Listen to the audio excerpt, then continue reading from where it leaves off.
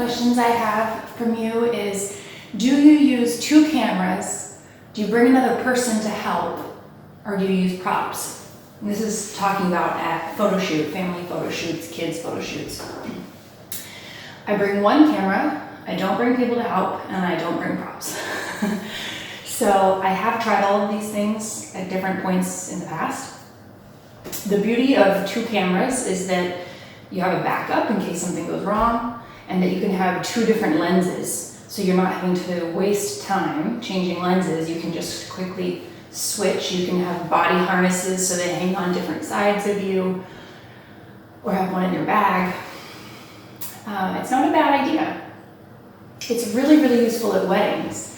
But for family shoots, I decided to stop doing that because I liked agility, my ability to move around quickly, to crawl on the floor. I didn't want things hanging on my body. So that kind of counts for camera bags too. I used to have camera equipment hanging on my hips or over my shoulders. Sometimes I have a bag and I put it on the ground so that nothing is on my body, but that it's nearby and I can go get it. And sometimes what I really love is only bringing 1 camera and 1 lens.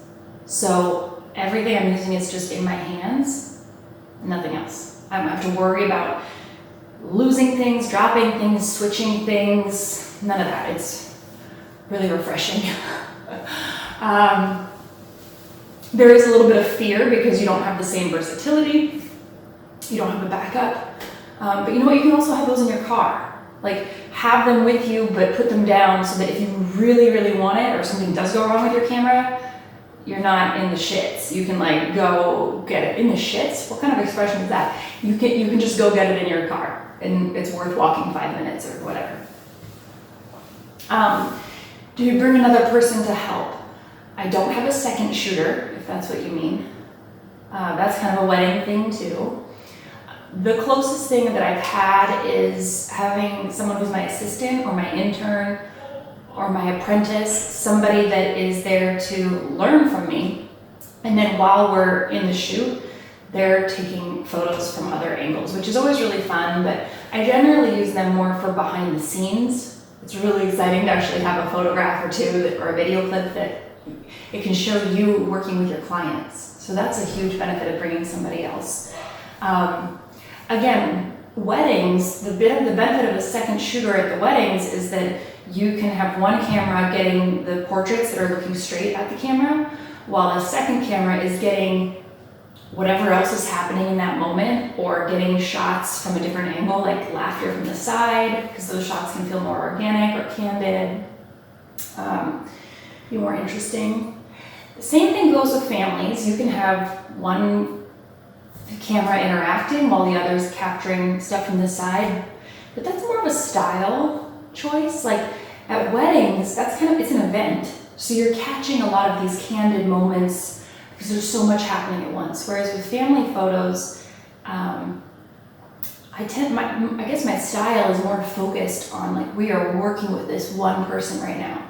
So the second shooter could be getting like a photo of the father looking at the little boy while I'm photographing the little boy. Like, there's absolutely nothing wrong with that. It's a really cute, great idea, but it just adds moving pieces, moving parts, because now you've got the family and then you've got additional photographers moving around. And again, at a wedding, there's so many people, there's so many vendors, like different service providers there, that another photographer actually helps. It's really nice to be at such a busy event and have somebody who's on your team specifically, somebody to help you with your task. But with family photos, it's just not an issue because it's so small. So it's more personal. I think if there's one, unless you have a really good team member, like maybe you shoot with your spouse and then it feels like you're all hanging out as a group, it's just a different dynamic. It's fine. And then in terms of props, again, it's a style thing. Some photographers really like styling props, making everything look polished and designed and styled, right? That's not typically my style. I like more playing and moving and capturing whatever's happening. So if the kids have their own toys, then those are the props. But we're not bringing something in because it's cute, purely. We're bringing it in because it has sentimental value. Like the kids love that toy. Or it's the blanket that they won't let go of, you know? Then we have a prop, but it's a very natural prop. And I think it's just a type of person, a type of photographer. I just don't like them. I don't like props. I think they can be really cheesy and they look really staged, and it's similar to like beauty campaigns or fashion, how you can have photos that are really organic and like the dress is flowing in the wind and it's beautiful, or you can have it where it's clearly like being blown up by a fan and it's been staged. Some people like it, some people don't. But there's no right or wrong, absolutely not. If you think it's cute, do it. And I know there are lots of families who want help with the staging and the props. So if you're planning on working with other families, with clients, you might, especially when you start, you might get a lot of people asking for props. Do you provide props? Do you bring balloons? Do you this? Do you that? And that's where you have the choice to indicate what you do. I right away was like, no, I don't, but you can bring them. And then little by little, my clients got more like self-selecting. They see my website and they're like, oh, she doesn't really do props. So the people that come to work with me tend to be people that don't usually want props, or they get really excited about bringing their own.